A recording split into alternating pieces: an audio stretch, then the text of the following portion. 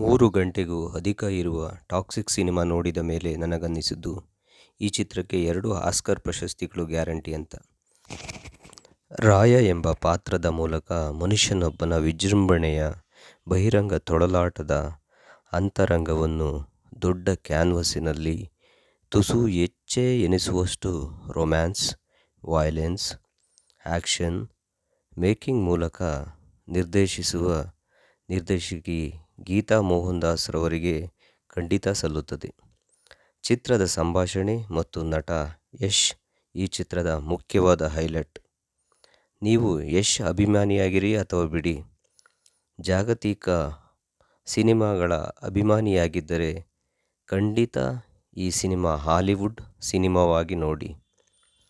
ಈ ಚಿತ್ರವು ಪ್ಯೂರ್ ಮ್ಯಾಡ್ರೆಸ್ ಹಾಗೂ ಫ್ಯಾಷನ್ ಇರುವವರಿಗೆ ಮಾತ್ರ ಮಾಡಲು ಸಾಧ್ಯವಾಗುವ ಸಿನಿಮಾ ಇದು, ಹಾಗೂ ಅಂಥವರಿಗೆ ಹೆಚ್ಚು ಇಷ್ಟವಾಗುವ ಸಿನಿಮಾ ಇದು. ನಮ್ಮವರ ಸಿನಿಮಾ ನೋಡಿ ಆನಂದಿಸೋಣ, ಬೆಳೆಸೋಣ. ಜೈ ಹಿಂದ್, ಜೈ ಕರ್ನಾಟಕ.